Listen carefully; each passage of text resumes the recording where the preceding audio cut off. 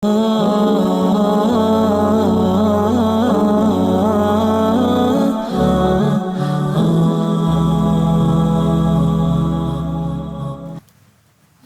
Allah muliakan kaum muslimin dan muslimat, matta'anallah wa iyyakum bis-sihhati wal afiyah.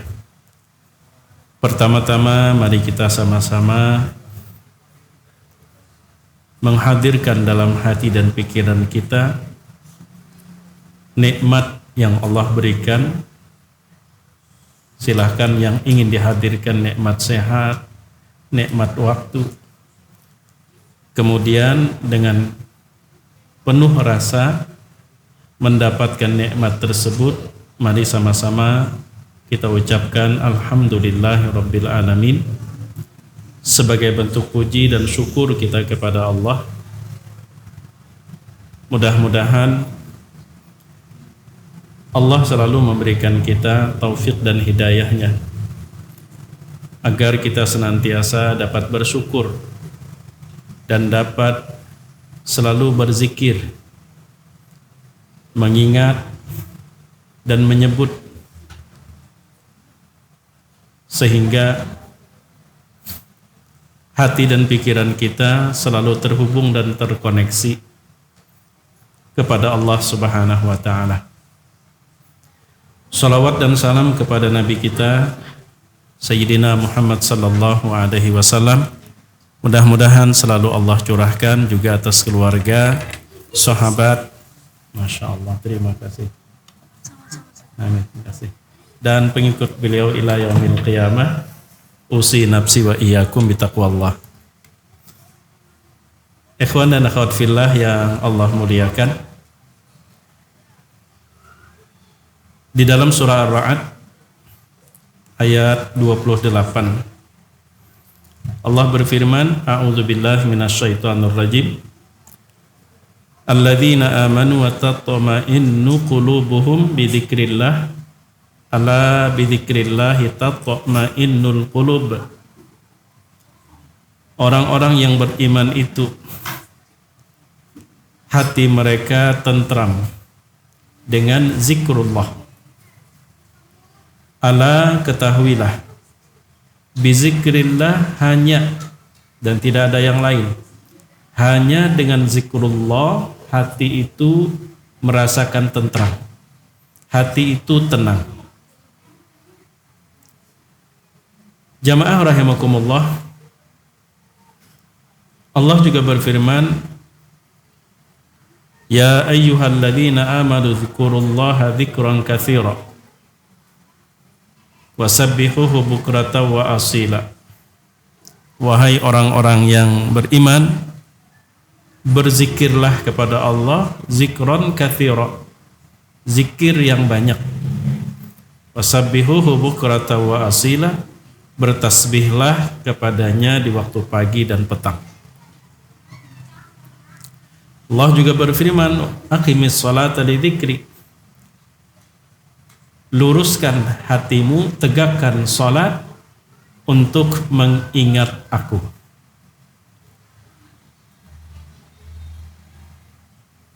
Dari ayat nomor 28 surah Ar-Ra'd, Allah mengisyaratkan bahwa siapapun yang ingin merasakan ketentraman, ketenangan batin, maka hati yang Allah berikan mesti isinya hanya semata-mata zikrullah. Ala bizikrillah tatmainnul qulub. Ketahuilah hanya dengan zikrullah saja hati itu menjadi tentram. Ini berarti ketika di dalam qalbu, di dalam hati seseorang yang terdapat bukan zikrullah, maka disadari maupun tidak dirasakan, hatinya sebenarnya berontak, hatinya gelisah. Namun bisa jadi dia tidak sadar kalau hatinya sedang gelisah. Seperti halnya soal sakit. Ulun pian kita yang ada di masjid ini, kita beranggapan kita baik-baik saja, tidak ada sakit dalam diri kita, tidak ada penyakit, baik-baik saja. Selera makan kada berubah, kemudian juga kada ada haritan. Itu ujar kita. Coba kalau ambil sampel darah atau cek kadar kolesterolnya atau umpama gula darahnya, ketahuan toh bahwa ternyata sudah ada beberapa bagian dari tubuh kita yang sebenarnya sudah hilang keseimbangan. Dan itu baru kita ketahui kalau kita melakukan pengecekan yang lebih dalam ya. Ambil sampel darah, kemudian diperiksa di lab, baru ada terbaca gula darahnya sekian, kolesterolnya sudah sekian, belum lagi hal-hal lain. Padahal kita tadinya merasa biasa-biasa saja. Begitulah juga hati kita. Ketika Allah mengabarkan hanya dengan zikrullah saja hati itu akan tentram, itu artinya kalau bukan zikrullah yang ada di dalam qalbu kita, sekalipun kita merasa biasa-biasa saja, sebenarnya hati kita itu gelisah. Hati kita mulai bermasalah.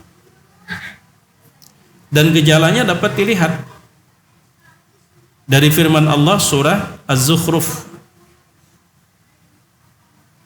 ayat 36. Wa may ya'shu an dzikrir rahmani nuqayyid lahu syaitana fahuwa lahu qarin. Barang siapa yang hidup jauh dari zikrur rahman, ar-rahman itu adalah Allah. Jadi an zikrillah, dia jauh dari zikrullah, maka kami biarkan, kata Allah, syaitan menyesatkannya. Fahuwa lahu qarin, dan syaitan selalu menyertainya kemanapun dan apapun yang dia lakukan. Dan syaitan yang telah Allah tegaskan sebagai musuh, pastilah selalu berusaha untuk mencelakakan siapapun yang menjadi musuhnya.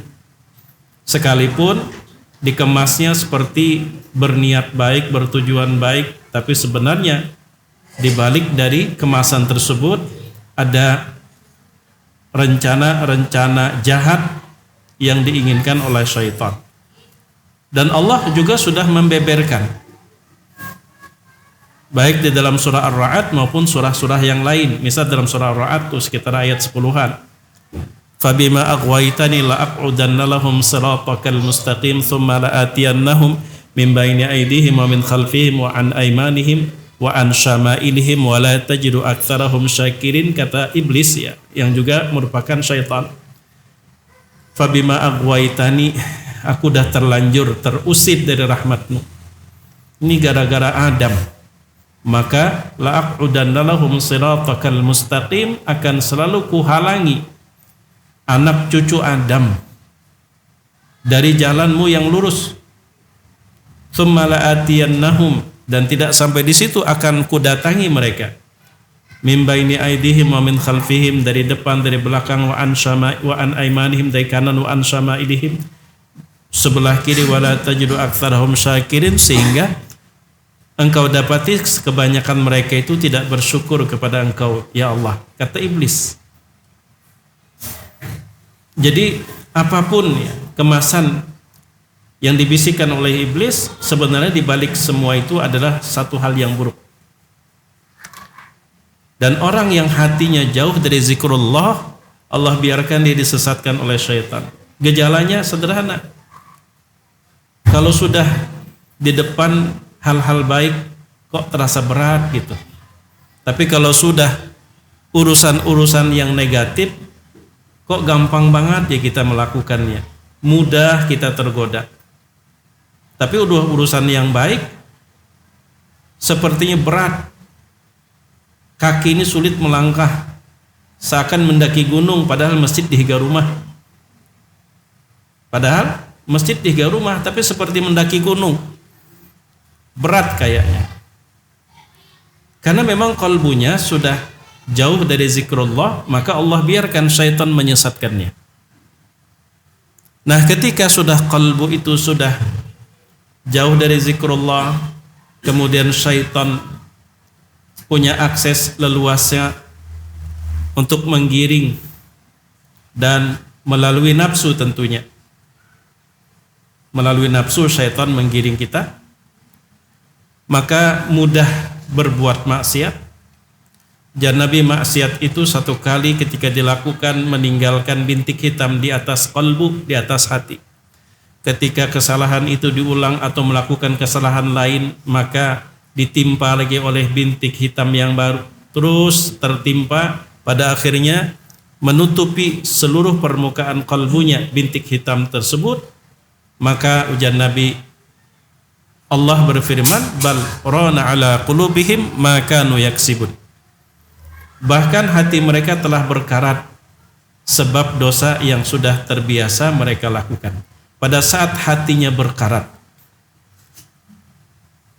maka perlahan-lahan hati itu menjadi keras. Kalau sudah hatinya menjadi keras, kepekaan itu hilang. Susah dia memaham sesuatu yang sangat mudah dipaham. Sulit dia mendengar padahal begitu nyaring di samping telinga. Tak dapat dia melihat padahal objek itu ada di depan mata. Itu kalau sudah hatinya menjadi keras. Ada beberapa firman Allah yang menjelaskan akibat hati yang keras. Kemudian Allah cap atau Allah sebut dengan adanya penyakit. Misal firman Allah Subhanahu wa taala di dalam surah Al-A'raf ayat 100.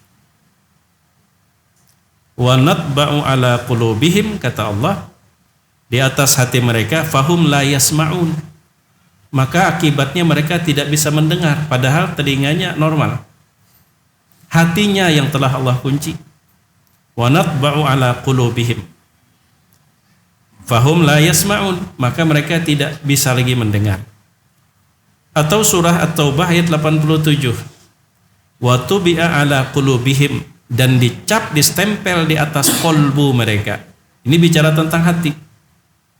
Fahum la yafqahun, maka mereka pun tidak bisa mengerti, enggak paham. Tidak bisa mengerti dan tak paham.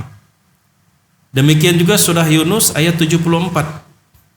Kadzalika natba'u ala qulubil mu'tadin. Demikianlah kami cap hati orang-orang yang gampang melampaui batas, mudah berbuat maksiat. Enteng sepertinya dosa. Itu pertanda hatinya keras. Dan kalau dibiarkan seperti gunung es. Belum tambah lagi satu ayat surah Al-Munafiqun ayat 3. Fatubi'a ala qulubihim fahum la yafqahun. Sama maknanya. Hati mereka dicap, distempel, disegel. Ibarat ada satu kasus itu dikasih line garis polisi lah sehingga kada boleh masuk. Fahum la yafqahun, maka mereka itu tidak bisa paham, tidak mengerti. Surah Al-Munafiqun. Nah, kalau sudah hatinya mengeras, Allah mengancam di dalam surah Az-Zumar ayat 22. Fawailul lil qasiyati qulubuhum min dzikrillah. Maka wail itu celaka. Wail itu juga nama satu lembah dalam neraka. Itu juga wail. Fawailul lil qasiyati qulubuhum. Wail bagi siapa? Al qasiyati qulubuhum, yang hatinya sudah keras. Min zikrillah, sehingga zikrullah itu sulit masuk. Kalau sudah zikrullah itu sulit masuk ke dalam hatinya, nasihat pun juga akan selalu sulit masuk ke dalam telinga. Orang ngasih nasihat pun dipahaminya menghakimi. Orang ngasih nasihat pun dipahaminya syirik. Orang ngasih nasihat pun dipahaminya dengki. Sulit masuk karena hatinya sudah keras. Ulaika fi dhalalim mubin. Kalau sudah hatinya keras, zikrullah tidak lagi ada dalam qalbunya, maka mereka fi dhalalim mubin, di dalam kesesatan. pentingnya zikrullah untuk hati kita. Bahkan kalau kita kembali ke ayat 28 dari surah Ar-Ra'd, Allah seakan mengatakan begini, kami berikan kamu wahai manusia hati sebagai wadah yang hanya isinya aku. Disitulah bentuk kita mentauhidkan Allah, bahwa hati kita ini kalau diibaratkan sebuah ruang dan wadah, itu yang pas, yang betul, yang benar isinya cuma satu, yaitu zikrullah. Jika isinya lain, gelisah kayak ikan kalau ditaruh di di tempat yang kering, dia akan gelisah, kelapak. Kalau dibiarkan pada akhirnya dia akan mati. Sementara kalau dia di air, memang habitatnya, ikan itu akan tenang, ikan itu tetap hidup. Bahkan selama ikan itu hidup, dia tidak akan terkontaminasi oleh rasa air asin sekalipun. Iwak tuh mau masin berarti iwaknya mati sudah. Tapi selama ikan itu hidup di laut yang asin sekalipun, dia tetap tawar. Karena masih hidup. Begitulah kalbu kita. Pentingnya zikrullah. Lalu zikrullah itu apa? Imam An-Nawawi kemudian juga ditambahkan oleh Imam Al-Ghazali menjelaskan, dari aspek bahasa, dzakara yadhkuru dzikran, itu maknanya bisa berarti menyebut sekalipun lupa dalam keadaan tidak sadar, juga berarti mengingat meskipun tanpa menyebut. Dua kondisi itu bisa disebut dengan zakara yazkuru zikran. Zakara yazkuru zikran. Karena itu Imam An-Nawawi, kita mulai dari Imam An-Nawawi, penjelasan beliau masih cukup sederhana, kemudian nanti lebih dimantapkan oleh Imam Al-Ghazali. Orang yang lidahnya, mulutnya menyebut, apakah dalam bentuk tasbih, tahlil, tahmid, takbir, Allahu Akbar, tahlil, la ilaha illallah, tahmid, alhamdulillah, tasbih, subhanallah, istighfar, astaghfirullah, salawat, Allahumma salli ala Muhammad, hauqalah, la haula wa la quwata illa billah, basmalah, bismillah. Ketika lidahnya mengucap, sementara hati dan pikirannya fokus kepada objek yang lain, tidak ada hubungannya dengan apa yang dia ucap, itu masih termasuk berzikir, tapi levelnya level yang paling bawah. Berzikir dengan lidah sementara hatinya kosong. Apakah memang kosong atau sedang sibuk terfokus kepada objek yang lain yang tidak ada kaitan dengan apa yang dia ucap? Itu sama dengan ibarat gini, pian ke pasar, ketemu orang yang tidak pian kenal, lalu pian sapa, terima kasih palah. Terima kasih atas apa? Dalam hati pian pun tidak ada apa-apa. Terima kasih Pak, terima kasih, tidak ada rasa dalam hati ini. Tapi mulut dipaksakan untuk mengucap terima kasih atau maaf Pak, ya. Sementara hati sedikit pun tidak merasa bersalah, tidak ada masalah apa-apa, tiba-tiba maaf Pak ya, hanya sekedar dipaksakan untuk mengucapkan kalimat itu di lidah. Itu gambarannya seperti itu. Yang kedua, tidak terlihat lidahnya, bibirnya berucap, tapi hatinya merasa. Umpama gini, pian tarik napas dalam-dalam, saat pian tarik napas itu, pian sadari itu nikmat Allah. Itu zikir dengan hati. Pian rasakan. Kalau umpama, tapi mulut pian tidak berucap, itu termasuk zikir. Makanya, uzkuru ni'mati allati an'amtu alaikum ya bani Israel. Ingat-ingatlah nikmat yang kamu terima, rasakan itu dari aku. Uzkuru, kata kalimatnya uzkuru ni'mati allati an'amtu alaikum, nikmatku yang kuberikan kepada kamu. Uzkuru di situ bukan menyebut, tapi merasakan, mengingat. Saat kita hirup udara, sepanjang kita menghirup kita rasakan itu nikmat Allah. Saat kita hembuskan, kita rasakan itu adalah nikmat Allah. Saat kita memandang menggunakan mata, sadar mata yang kita gunakan adalah nikmat Allah. Itu zikir dengan hati begitu. Zikir dengan hati. Tanpa diucapkan, itu lebih tinggi dari pertama. Kemudian menggabungkan dari dua makna zikir. Alhamdulillah. Udara kita hirup merasa itu nikmat Allah, kemudian lidah kita alhamdulillah. Kita merasa bersalah, astagfirullah. Tapi ada rasa bersalah dulu dalam hati kita, rasa berdosa.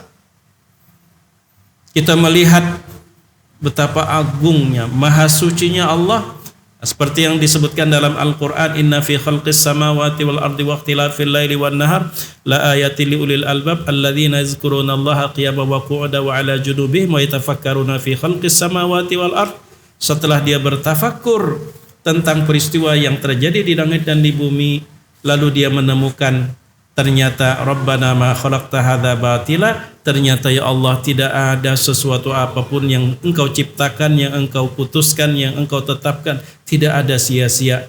Lalu dengan merasa sadar, subhanak, subhanallah, maha suci engkau ya Allah. Ya sama kita tadilah jalan kita nih di kerumunan orang yang sedang duduk, kada sadar terjajak jari tangan orang. Merasa salah nggak kita? Ketika merasa salah, apa ucapan kita? Maaf ya. Itulah zikir hati dan lidah. Itu zikir hati dan lidah. Nah, kalau Imam Al-Ghazali begini mengumpamakan, orang itu pengen kenyang, saat itu perutnya lapar. Saat itu perutnya lapar, kosong. Perutnya kosong, mulutnya pun tidak ada makanan. Lalu kemudian diambil makanan. Setelah diambil makanan, dia kunyah. Secara kasat mata dia makan, tapi ternyata dia tidak mampu menelan apa yang dia makan, karena perutnya sudah terisi sesuatu yang lain, umpama karena angin. Mbahnya telan muntah, karena isinya sesuatu yang lain sudah. Itu zikir dengan lidah, tapi sulit untuk merasakan nilai apa yang dia sebut ke dalam kalbunya. Orang menduga dia berzikir, orang menganggap dia makan, dan kemudian berkesimpulan dia kenyang, padahal dia tidak kenyang, karena yang dia punya tidak mampu dia telan, dimasukkan ke dalam perut, karena perutnya sudah ada yang lain, perutnya sudah bermasalah, kalbunya sudah dipenuhi dengan sesuatu yang lain. Gini, dalam sholat, apa yang sering kita ucapkan setiap perpindahan gerak? Allahu Akbar. Terjemahnya sederhana, Allah yang lebih besar. Oke, kita gunakan logika kita. Ulun non handphone ini gandal mana? Ulun atau handphone menurut pian? Jelas besar ulun kan? Handphone kecil cuman 1 kilo nggak nyampe. Sementara ulun kan ya kurang lebih 160 kira-kira sekitar itu tingginya. Sekarang pian sebelah sana, ulun taruh begini, mampukah handphone menutup pandangan mata pian terhadap ulun? Tidak mampu, tetap ulun kelihatan. Kenapa? Kalau lebih kecil. Tapi ternyata yang kecil ini bisa menutup penglihatan pian dari ulun ketika pian taruh di depan kedua mata. Sebesar apapun objek di depan kita tidak akan melihat, karena itu terlalu dekat dengan mata kita. Kita merasakan Allah itu dengan hati, dengan kalbu. Terlalu melekat di dalam kalbu kita, terlalu menguasai kalbu kita, kita tidak akan bisa melihat Allah dengan kalbu kita.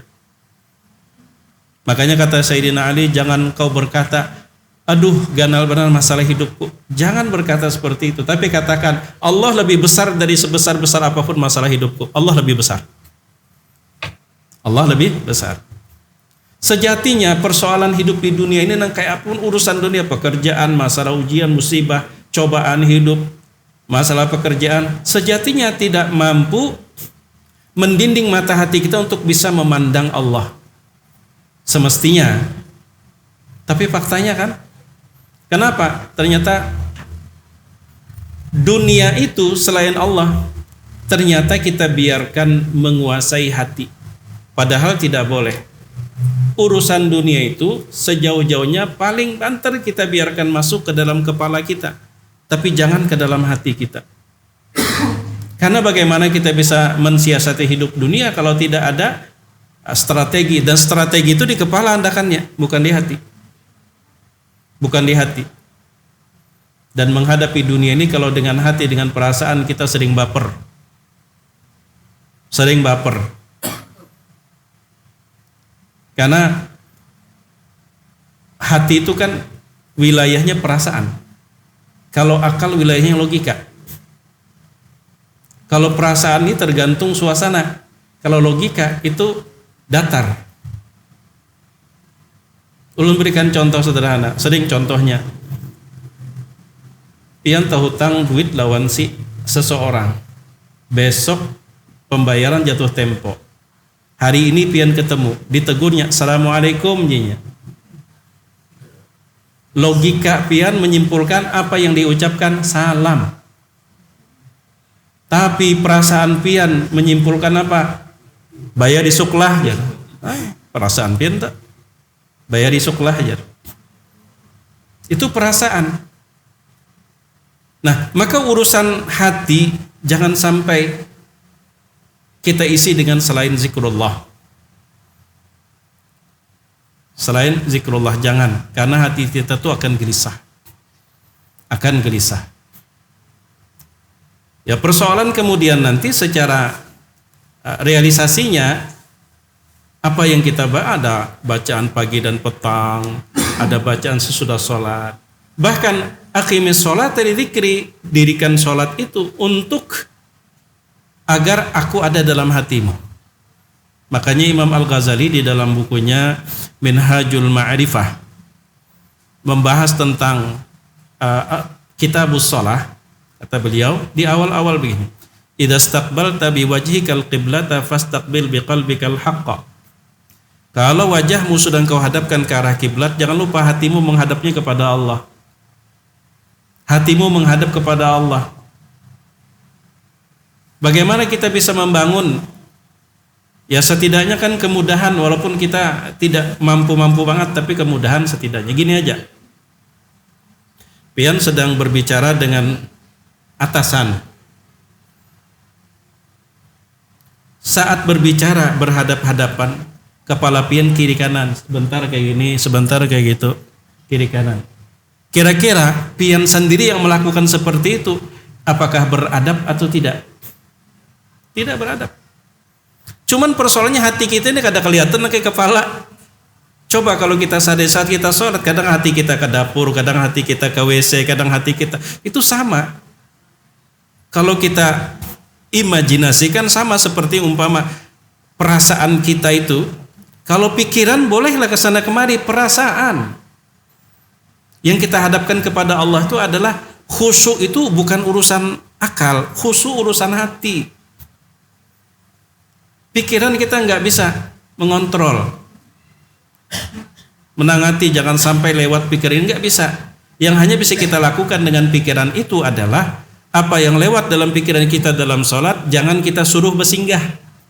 Biarnya sekedar lewat. Jangan dikawai, lewat lagi nang lain silahkan lewat, jangan dikawai. Yang dikawai itu nang kita tuh larut aja. Ini soal hati. Gini aja contoh sederhana.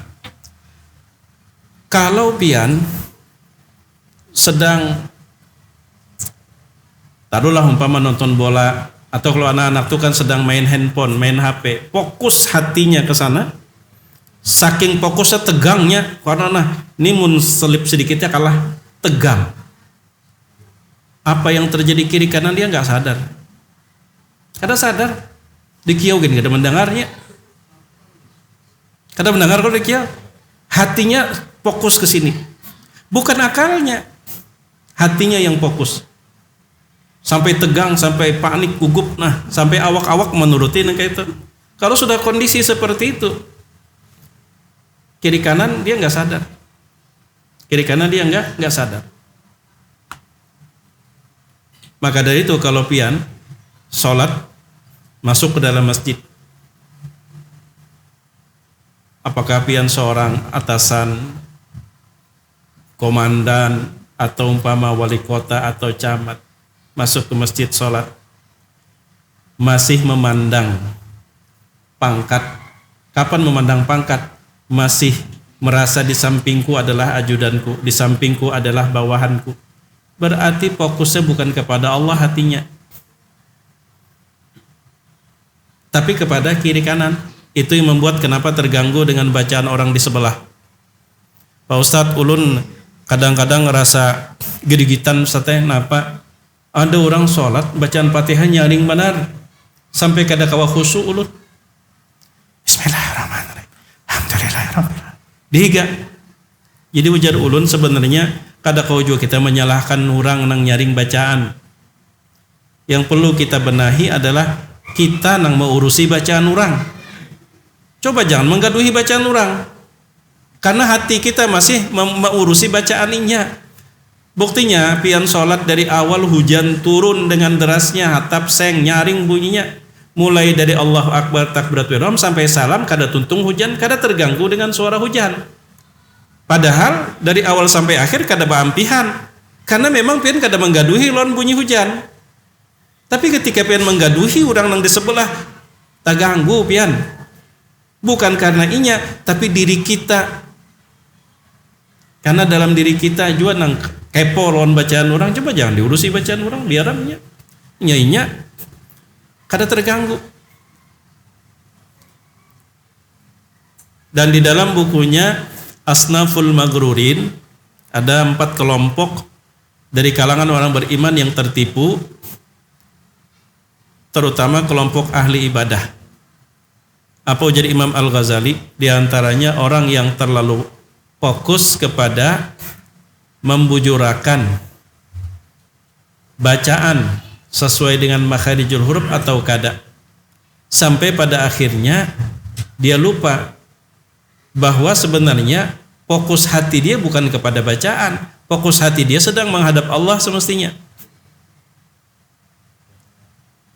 Fokus hati kita, kewajiban kita saat sholat itulah bagaimana hati kita fokusnya kepada Allah. Nah, kayak kita merasa berhadapan, suasana gimana gugup, suasana serba salah, apalagi sering ulun ungkapkan juga, dan ini dari Imam Ghazali juga.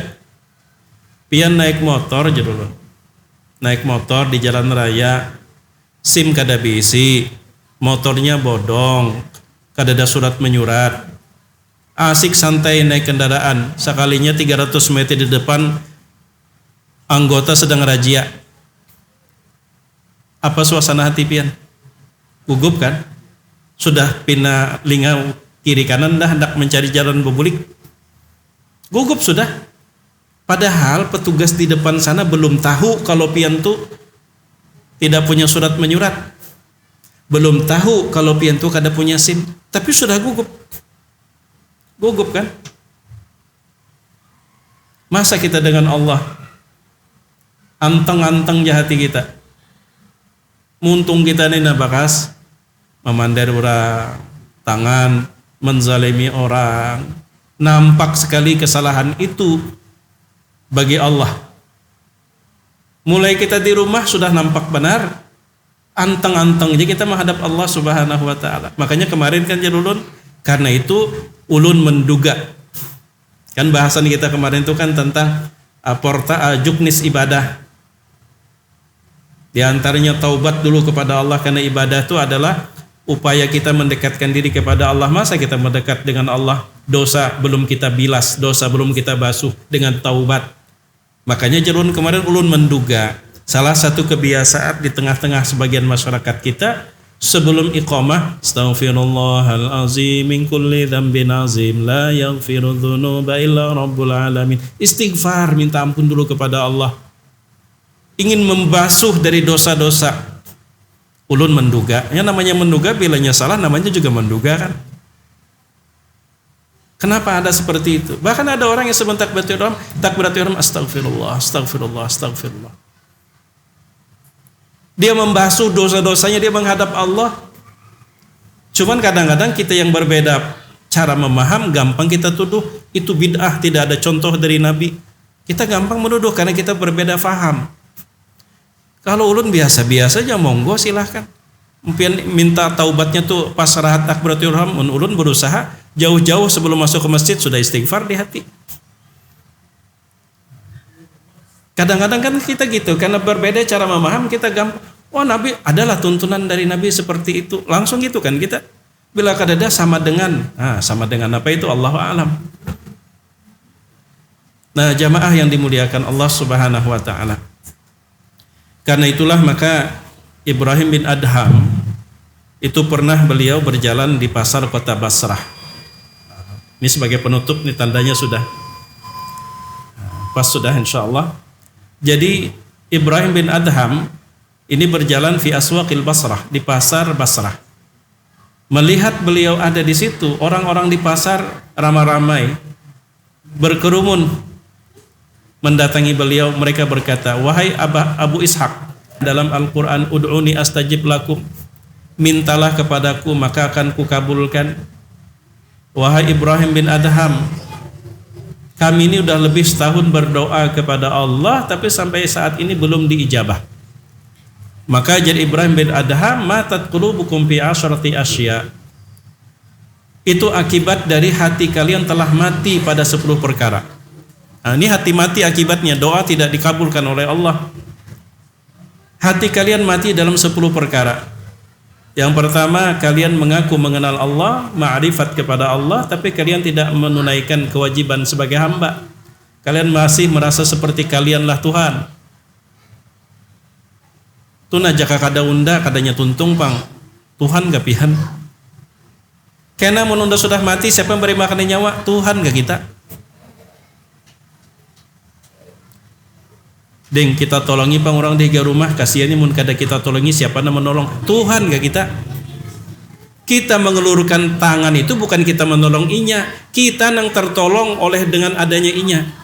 Jangan merasa kita nang menolong. Allah menampakkan fenomena itu, pemandangan itu terlihat oleh kita karena Allah hendak melihat sikap kita tuh seperti apa. Jangan kita merasa kita nak menyelamatkan orang. Kalian mengaku mengenal Allah, tapi kalian tidak menunaikan haknya. Itu yang pertama. Yang kedua, qara'tum kitab Allah wa lam ta'malu bih, rajin kalian baca Al-Quran, tapi isinya tidak kalian amalkan. Yang ketiga, idda'aitum hubba Rasulillah wa taraktum sunnatah. Dengan lantang kalian berkata cinta Rasul, tapi sunnahnya kalian abaikan. Yang keempat, idda'aitum adawata syaitan wa wafaqtumu. Dengan lantang kalian katakan kami bermusuhan dengan syaitan, tapi nyatanya maunya syaitan selalu kalian turuti. Yang kelima, qultum nuhibbul jannata wa lam ta'malu biha. Kalian berkata kami rindu berat dengan surga, tapi kalian tidak terlihat berbuat untuk mendapatkannya.